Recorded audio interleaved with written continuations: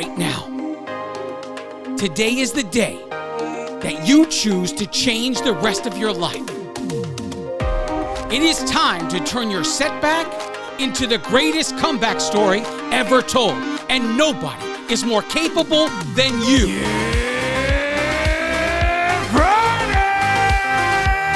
This is the Ranting Weight Watcher podcast, the future #1 weight loss podcast in the world. I am your host, Donato Russo. I hope you enjoy the show today. If this is your first time here and you enjoy the show, please subscribe and spread the word of the Ranting Weight Watcher podcast wherever you are and to whomever will listen. If you'd like to connect on social media or wherever else, check out my Linktree page, Linktree/the Ranting Weight Watcher. Let's connect today. Hello, everyone. Welcome to episode 203 of the Ranting Weight Watcher podcast. If this is your first time here, I want to welcome you to the show. If you enjoy it, please consider subscribing.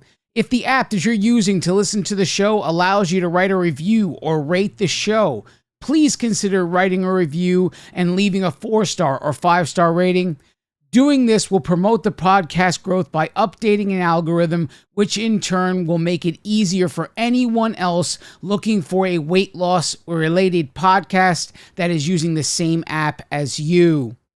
One of the best things you could do to support this podcast is to literally tell anyone you know that is in the same position we are all in, trying to live a healthy life. Tell them about the show. Show them how to find it. I want to give a special thanks to all of the financial supporters of the podcast. Thank you so much for considering the Ranting Weight Watcher podcast a worthy investment of your hard-earned money. If you are interested in becoming a financial supporter of this podcast, there is a Linktree link in the description of every podcast episode. When you click it, you will be taken to a website where you will see a button that says Become a Financial Supporter. Click that button and you will be given the options available so that you can choose from there. Well, let's not waste any more time. Let's get into this. Journey updates. I am up this week, man. 3.5 pound gain. Total loss since January 2019 is 176 pounds. Total pounds remaining to get to the 200 pound milestone is 24 pounds. We're going to be talking about that for this episode. Let's not waste any more time. So oftentimes when I talk to you guys, I talk from a very reflective standpoint. I talk about what has already happened, like in the past, in the hope that you guys can relate to, things that I went through over the past 5.5 years. But today I'm going to concentrate on current situations, things I'm going through right now. And this kind of all started when I hit the 150 pound milestone. I'm going to go back a little bit to bring you forward. I hit the 150 pound milestone and I realized I was staying in place for 10 months, basically just maintaining weight, not getting anywhere. And so I read the book that caused me to adopt measuring macros as a lifestyle. I implemented it. I had to do it incrementally, but in the process, every increment that I hit, I was making progress. Slowly but surely, I hit the 175 pound milestone. And it wasn't too long after that a diagnosis changed everything. I received a diagnosis. I wasn't really expecting to change anything nutritionally anymore. I mean, when I was reading the macro type book, in my mind, I was right where I wanted to be. I was right where I needed to be according to the book. But sometimes in life, you're handed things you don't expect. So I got handed that diagnosis, and it caused me to pursue using nutrition as a way to heal myself. So drastically, the way I eat changed yet again. time goes by, and eventually my diagnosis basically starts to improve. I keep implementing and keep moving in the direction of the carnivore lifestyle, and the more closer I become, the better off I'm feeling. My skin is improving, everything is doing well. So this brings me to my dilemma. I'm going to go back a little bit again. Since the beginning of this journey, January 12th, 2019, I have had one goal. And that goal was to never feel hungry. I used to schedule my eating, and it had nothing to do with the hunger I was feeling. It just was, okay, it is 9 o'clock in the morning, time to eat. It is 6 o'clock in the morning, time to eat, whatever time it was. Regardless of how I felt, that's how I was eating. And largely, it all worked. I knew I had to eat this way because it was dangerous for me to become hungry. I would make all of the wrong choices if I ever felt hunger. There was more of a fear involved because essentially, if I go back a little further, when I had the gastric bypass surgery, I was warned that my body wanting a glass of water would come in the form of hunger pains. And you're going to think you're hungry, but you should probably be drinking the water that you need to drink. Now, that seems simplistic enough in nature, but when you go into practical application of this idea, and the first time you're hitting with an issue of hunger, the last thing you're thinking of is water. Number one, you're thinking, I shouldn't eat right now. So you start to fight it and you don't ever think of water. But I lost the battle more often than I won it when I was post-op. And that was part of the reasoning I became like someone who gained all of the weight back. So let's come back to the beginning of the WW journey. From the fear that I had from being post-op, I decided I would never allow myself to become hungry. So I scheduled all my eating. And even you fast forward years later and I adopt the macro lifestyle, I even used my macros in a way that would ensure that I ate at certain hours of the day, and I spread out the macros as needed. When I received the diagnosis and I started to implement my life into carnivore type lifestyle, I started to realize quickly that the food I was changing that I was eating was causing me to feel satiated much longer than the scheduled eating I was doing. And what came with that is the desire to see how long can I go without eating. So I would eat breakfast at 6 o'clock in the morning. Breakfast would be such a high protein breakfast that I would sometimes make it to dinner and not be hungry. But most of the time I would eat lunch around 3 o'clock or so, 2:30, 2 o'clock, something like that. But it became more like, okay, since we're eating like this now, maybe we don't need to schedule eating anymore.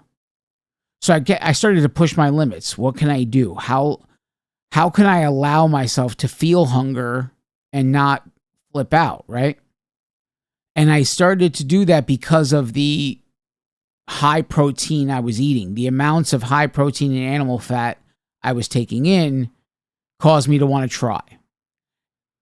And so for the first time in about 20 years, I was actually feeling hunger pains.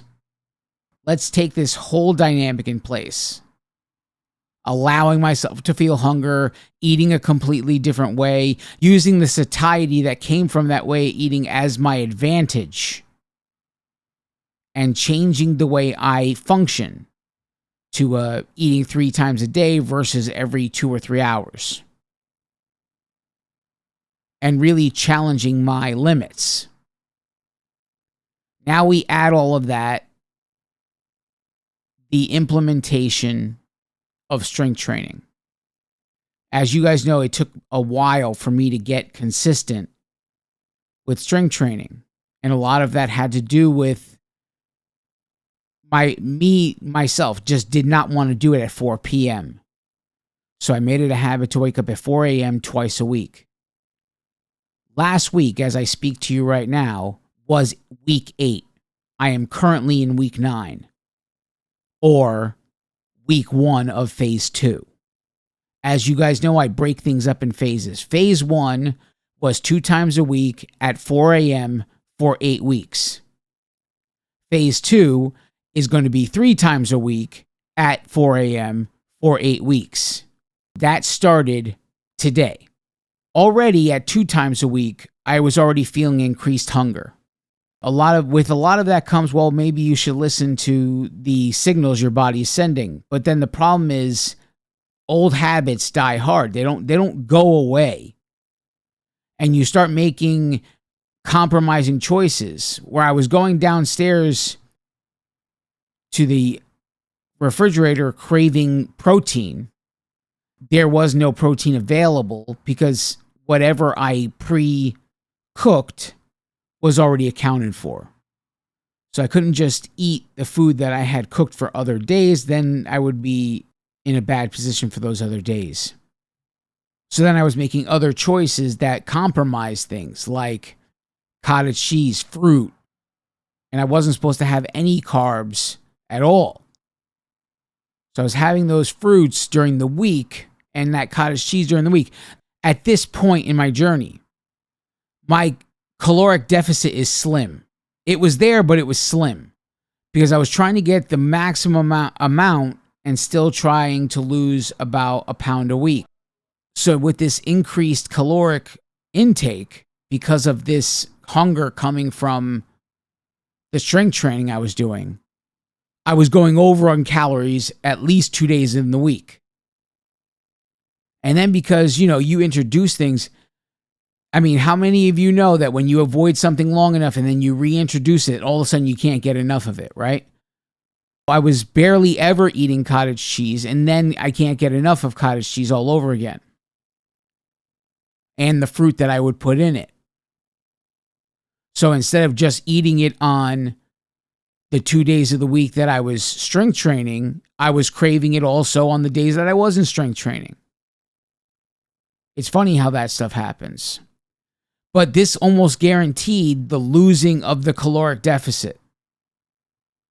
It was a very slim margin that I was under the caloric deficit. When I added these 2 simple things, I was over consistently now. So in a nutshell, the last few weeks I've been, kind of dancing around. But this 3-pound gain is definitely evidence of this extra caloric intake multiple days of the week, all in regards to this extra hunger I feel. I know that things can't keep going this way. I know that I have to make a change, even though this is not 3 gains in a row. I know that the hunger I'm feeling during the day, this extra hunger, it's not normal. And it can't exist. Also, something that inadvertently changed in this last 8 weeks during this implementation of strength training was I changed the schedule of which I drink water. Whenever I tell the story about how I drink water, there's a bunch of people that get triggered by how I drink water. I assure you, I have been drinking water this way for at least 5 years. It's only just recently that I changed it. Take that into consideration when you start to think, you shouldn't drink water like this. I've been doing it for 5 years and have had no issue whatsoever. I start my morning at 5 o'clock in the morning. By the time I go downstairs to have breakfast at 6:30, I have already had 80 ounces of water by that point. Now, here's what changed. When I would come up at 7:30 to start work for the day, because I work from home, from 7:30 to 9 o'clock, I would drink another 40 ounces of water. So it would get me to 120. That's what I used to do. I would make sure that I had 120 ounces before I allowed myself a single sip of coffee. Somewhere in the process of this, in this transition to carnivore, I was getting a lot of headaches. In the process of things, I noticed also that it was taking me longer to drink the water. For some reason, having that much protein made it harder to drink that third bottle of water. Because each bottle I drink is 40 ounces, right? So the first two went down on an empty stomach and they go down no issue. And number 3 goes down on a full stomach. But eating that much protein at 6 o'clock or 6:30 in the morning was making it hard to drink that third bottle of water. There was just something about it. But then with that came with, okay, I'm drinking it much more slowly now. And then the headaches would come. And then I thought maybe the headaches are from caffeine, because if it's taking me longer to get to 120, that means caffeine is getting pushed out much further. We're going to take a break. Don't go anywhere. I now present to you the Ranting Weight Watcher Accountability Creed. If you choose this day to say this creed, you are accountable to me, the author. You are also accountable to all of those before you who have taken the creed, and all of those after you who will take the creed. But most of all, you are accountable to yourself. Now recite with me the Accountability Creed.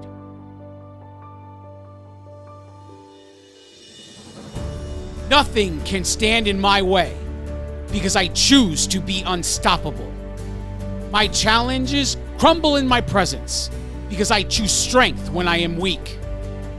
My insecurities have no power over my life because I choose confidence in the face of fear. I own every last one of my mistakes because I choose growth over mediocrity. The mirror and the scale are powerless because I move forward in spite of the result. Circumstances are not obstacles because I see solutions instead of problems. The demons of my past can no longer torment me because I choose to renew my mind daily. All things are possible as long as I believe, because if God is for me, who can be against me? This is the creed I declare each day. It is about what I do, not what I say. I will learn the work that needs to be done. I will never stop, even when I've won. I will work consistently, no matter the cost. I refuse to believe that all hope is lost. I will work when I want to. I will work when I don't. I will work when they are cheering. I will work when they won't. I will work when it's easy. I will work when it's hard. The atonements that I've made are made with no regard. I will work when it's cold. I will work when it's hot, because choices have consequences, justified or not. When I think I know it all, I will start back at 1, because regardless of what I think, the work is never done.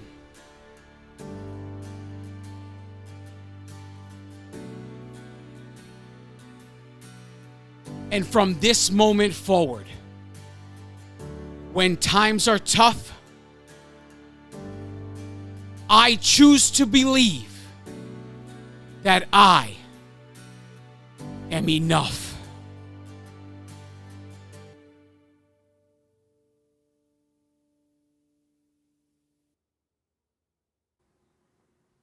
And we are back. Thanks for sticking with me.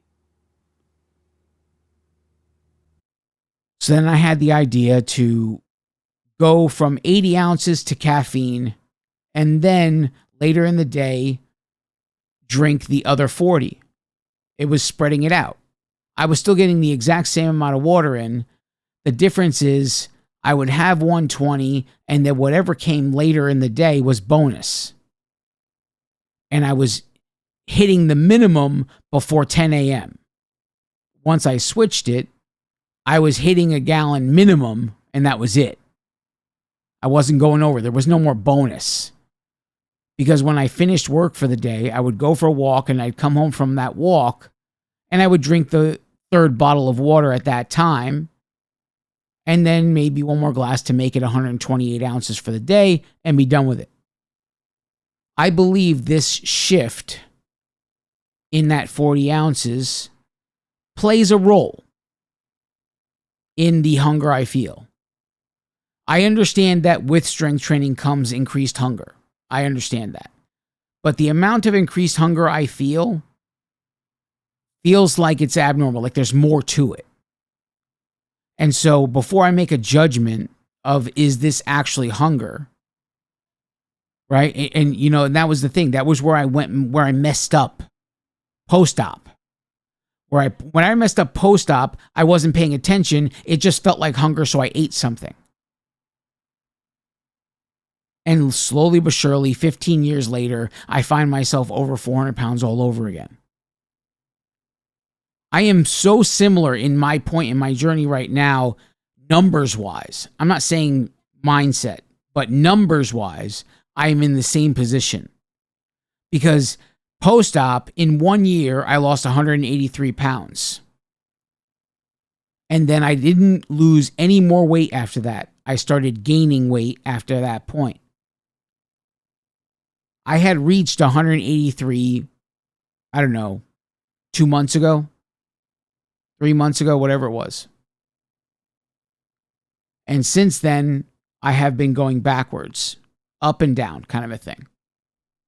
I made it as high as 182 again, and then went backwards again. So in my mind, I need to get back to what I was doing and remove that variable, that idea. If I can remove the idea that the water is at fault, I could take more steps. But I have to, it's just the way my mind works, bring everything to what it was when I started this, and then I could judge more freely. Because I feel like there are too many variables that had changed. The frequency at which I eat changed. The way I drink my water changed. All of that changed. And then also implementing strength training. And what I ate changed. So many variables there. I don't believe it's what I eat that's the problem. Except for when I'm eating extra food because I feel hungry. The plan at this point to combat this extra hunger on strength training days is to go back to drinking 120 ounces before 10 a.m. That's the plan. If I do plan A for a certain amount of time and it doesn't show much help in dealing with the hunger, I have a plan B. And that plan B is to purposely move and schedule lunch at like 1 o'clock or 12:30 even. Purposely eat earlier, whether I'm, wanting to or not. And then going with that and seeing how that does. Maybe if I eat the lunch at an earlier time, I'll go back to being satiated and then I can make it to dinner, no problem. So that's plan B. But first, I want to get back to drinking water the way I used to before I implement plan B. The one thing I could honestly say I've learned in all of this is you got to know what's going on. You got to know the things that have changed. And you got to know how to analyze what you're doing. And this all starts with consistent tracking, consistent way of measuring, all of that. If you don't have consistency in that stuff, you'll never be able to analyze things the way I do. Especially if that's something you desire to do. If you think I'm crazy and you don't ever see yourself analyzing your own journey this way, then, hey, I can't help you. But I do. And rather than guess my way through things, I always come with an educated plan as to what I'm going to do. Without that stuff, without that data, I can't make educated choices. Because that data is consistent, I can make educated choices. You know, it sucks to kind of get this thought confirmed, but and maybe it's not confirmed, but I have certainly been thinking this since I hit the 175-pound milestone. And I have definitely been thinking it since I transitioned to introduce strength training into my life. I feel like the day that I implemented strength training, and maybe this sounds crazy to you guys, because there's so many stigmas that come with strength training. And that is, building muscle mass. There's going to be this weird transitionary period. You may gain some weight. All of these things come into mind. So with all of that in mind, I can honestly tell you that in the back of my head, I felt like I was being given an ultimatum. And I feel like sitting here right now, recording this episode, I feel like I'm living the ultimatum and trying to fight against it. I'm not saying I'm giving up, but I feel like it's being confirmed, the ultimatum I was given when I made this decision. And that ultimatum is simple. It was saying, if you want strength training, you won't hit the 200-pound milestone. If you want the 200-pound milestone, you should not start strength training. That might sound ludicrous, but I'm just being honest with what I was feeling at the time that I implemented this. And maybe that's part of the procrastinatory period I went through in really starting to become consistent with strength training. Because there was this whole dynamic where I would rather be at the park at 4 o'clock in the afternoon. And then I said, okay, well, I could bring stuff with me and do strength training in the park. So I started to do that. But even that wasn't enough. And this was the internal struggle that was going on. It was saying, strength train and say goodbye to 200. Because the two are not going to happen. Or it was saying, stick to the 200 and don't strength train.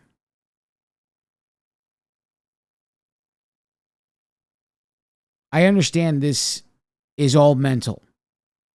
I don't pretend otherwise. But just based on the last few weeks here, on how things are kind of hovering, and there was 2 big gains in the last, month and a half, right? The first one was not geared by hunger. So I'm going to eliminate that. But this one, this week, definitely geared by hunger. I can't honestly tell you that I was not expecting a gain when I stepped on the scale on Saturday morning. It was only about how much higher would it be. It was never about would it be higher. But the one a couple of weeks ago, 4 pounds up, that was unexpected. I feel like I'm living the proof that chasing strength training now means you're never going to hit 200 pounds. But then I try to reason with myself here. I try to say, wouldn't it be better to stay right where you are and convert fat to muscle? Wouldn't it be better to be 216 and be 15% body fat? And all of these things are true. But there's this internal voice that any exception that is less than a 200 pounds loss is me compromising what I set forth. Even though the body composition itself was never part of it, the goal on day one when I walked in the studio was lose 200 pounds and reevaluate my life. So anything less than that feels like a cop-out. Feels like I compromised. Feels like I sold out. Like I'm a sellout to myself. I knew what I was working toward. And I came closer to that goal than most people would ever get, having a goal of losing 200 pounds. And for me to be thinking like this right now and questioning, do I really want to strength train if it means I'm never going to hit 200 pounds? It's all there. It's all in the back of my head. And that's part of the reason I need to get all of this out in this episode. Maybe this episode's a little boring. I apologize. If my journey with this podcast was about making sure I stay accountable, this is all a part of that. I have to be accountable in any way I know how. Accountable to my actions, accountable to my thoughts, all of it. So there's definitely an internal struggle with the idea that I might have to let go of the idea of reaching the 200-pound milestone. I don't know. I could definitely see that I have plenty of fat still to lose. I mean, between my legs and the bottom half of my belly, I have plenty of fat still to lose. Does that mean I'll hit 200 as I sit here and weightlift? I don't know. Does that mean it could go even higher in weight as I weightlift? Now I'm increasing it to 3 days. What can really go here? What can really happen? See, like, these are all the things in my head that are going on as I'm trying to come up with a plan on how to deal with it. Now, how many people would be able to analyze their situation and make a plan for what they're going to take action on with all of the thoughts that are going through the head at the same time? I'm doubting my ability to both strength train and hit 200. I'm feeling like I'm going to say goodbye to one to achieve the other. And at the same time, I'm trying to tell myself, no, this is all still possible. Just keep going. I am not on the brink of stopping anything. My only focus at this moment is to implement the plans I talked about earlier. That's it. But I won't pretend to you guys that these are the thoughts going through my head.